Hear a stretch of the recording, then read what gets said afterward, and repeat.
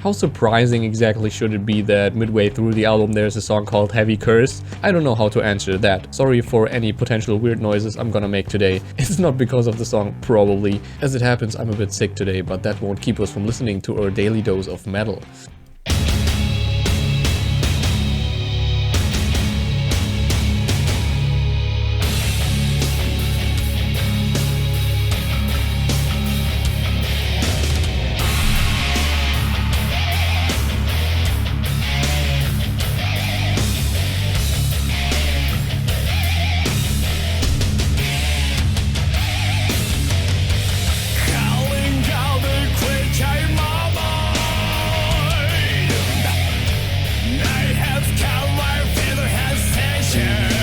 That riff is ferocious.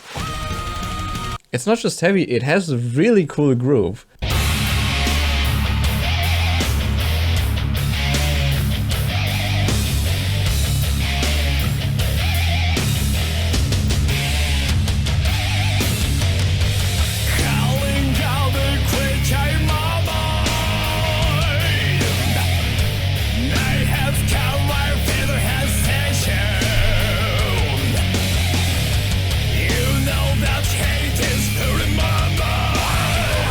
Okay, that shocked me there for a second. I seriously had to check if it was an actual noise in the room.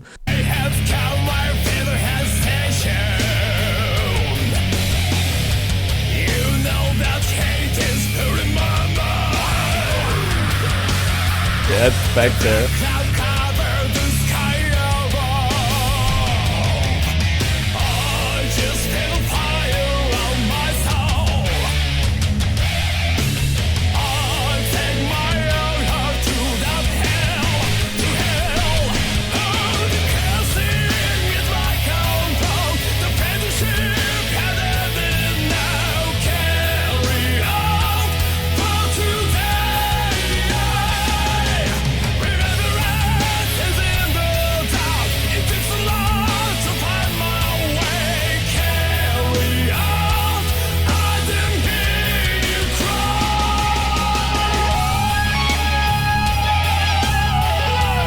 Oh, that little swing of softness this brings into it is pretty cool. Just a quick guess, in case anyone knows something about it. This sounds like another song Yama B might have composed. And just the way, you know, the melody's chosen, especially in the chorus. It sounds very Shu atypical. But aside from that, I really dig the groove. Like nothing really extravagant, but as I said, I like the riff actually. And it keeps this central... Of course with variations, but it keeps the central idea of the groove throughout the song so far.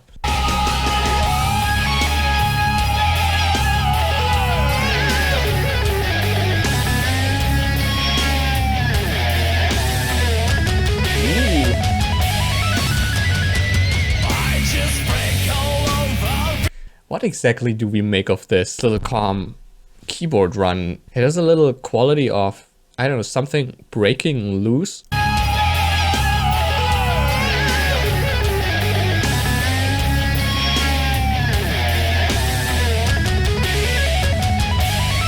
Like, it's not catchy, it's not very strongly atmospherical, it's rather in the background, right? But it still supports this heaviness through something lighter. Gives a weird vibe, to say the least.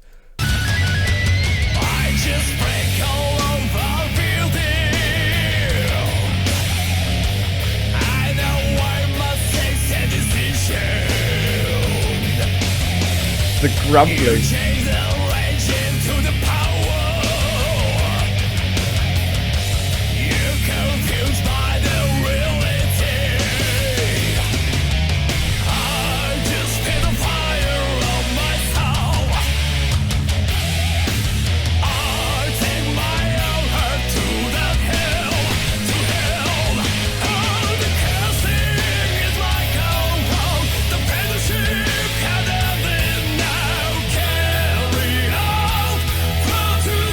Okay, I'm starting to dig this actually.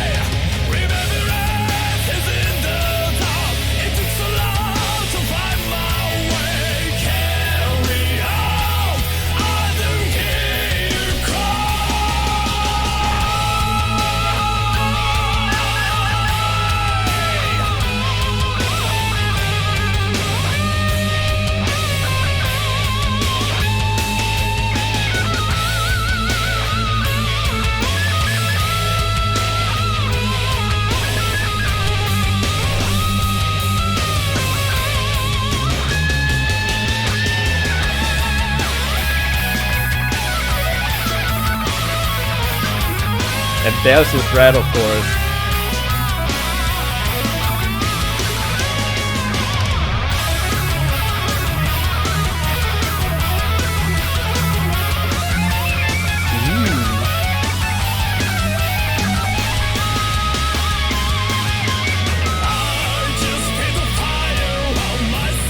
Okay, that was a cool progression for the solo, definitely. It started off in this really slow kind of manner. The only thing that actually stood out was that one part in the progression where it brought in that element of darkness.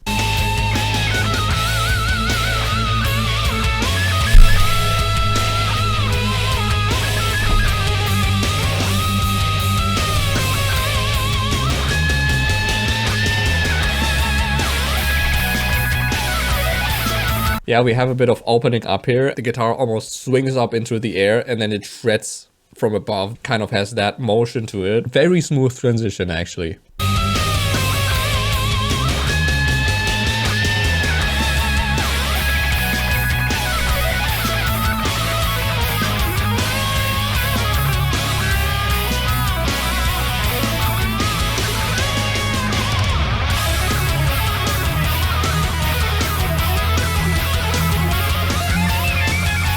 And here it starts to get the neoclassical element again, pretty majestic in this case. We also noticed like in the top, he plays definitely faster than at the bottom.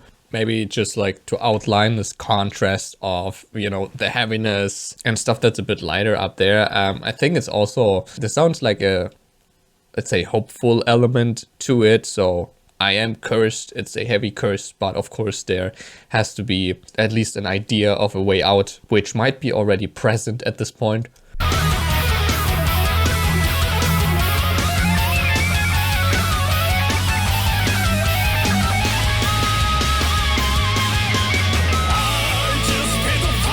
And this again sounds very full.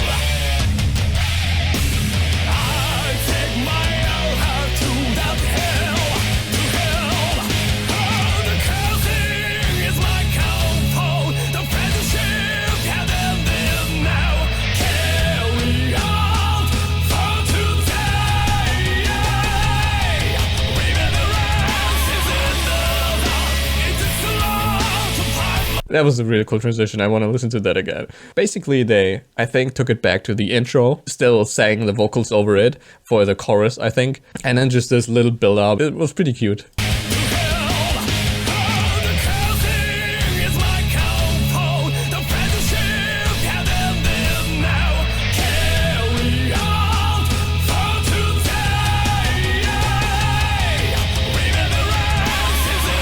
And the squeal.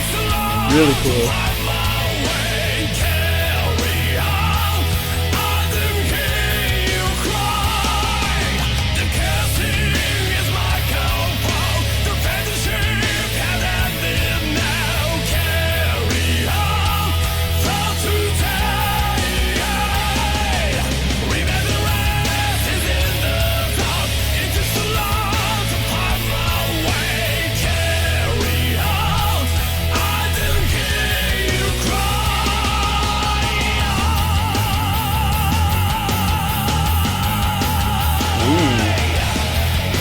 That was pretty long.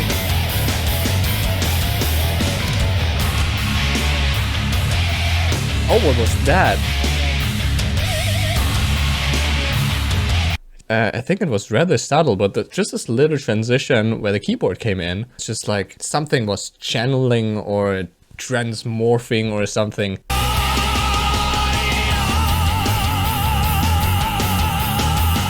Throws you off a bit.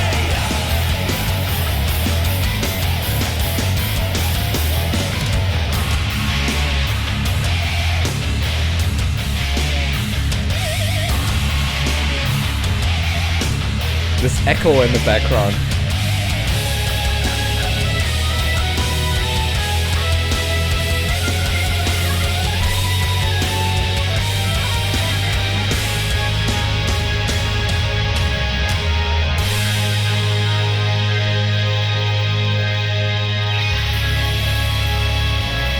Oh, we got a resolution to that as well.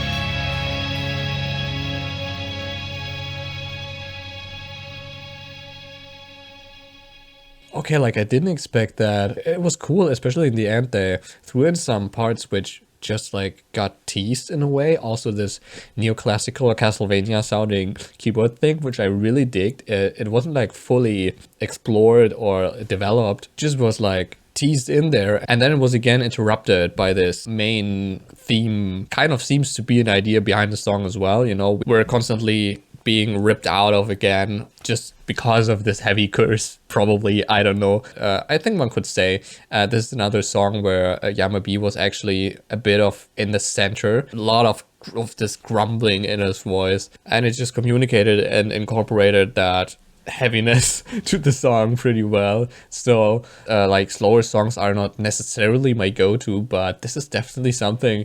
It almost gets a bit catchy in the end, and it developed into some pretty interesting stuff. Also when the drums had that echo on it and just like this explosiveness to it, all of that.